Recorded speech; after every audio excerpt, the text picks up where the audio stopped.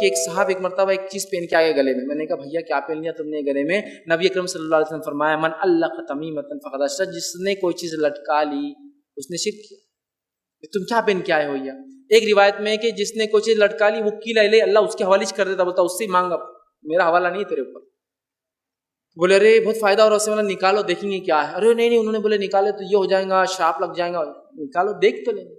جب نکالے اللہ رحم کرے تو اس پہ آپ یقین نہیں جانیں گے, ایک طرف لکھا ہوا ہے حامان فرعون, یہ مدد مانگی جا رہی ان سے.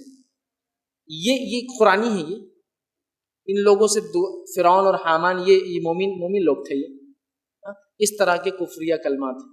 ایک صاحب تو حد ہوگی, انہوں نے کہا کہ میں نے بھی ایک کھولا, بولے تو اس میں کیا لکھا تھا معلوم آپ کو؟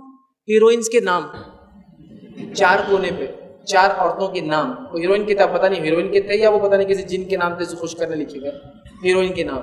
ایک جگہ ایک تعویذ کھولا گیا تو اس میں لکھا ہوا یا جبرائیل یا اسرافیل یا میکائیل کی مدد مانگی جا رہی ہے. اے جبرائیل مدد کرو اس کی, اے اسرافیل مدد کرو اس کی, اے میکائیل. اسرافیل علیہ السلام تو ہٹتے بھی نہیں اپنی جگہ سے, سور کے لیے کھڑے ہوئے, وہ اللہ کا حکم آ جائے پلک بھی نہیں مارتے, اور آپ مددیں مانگ رہے ہیں ان سے.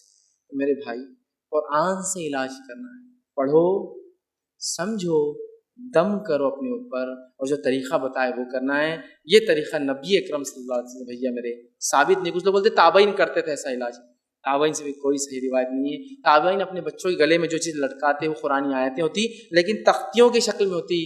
وجہ تاکہ بچے دیکھ دیکھ کر پڑھ کر یاد کرے, اگلے دن چینج کر دیتے تھے تاکہ لوگ دیکھ کر یاد کرے. یہ اس کا بہرحال جو ہے مقصد تھا.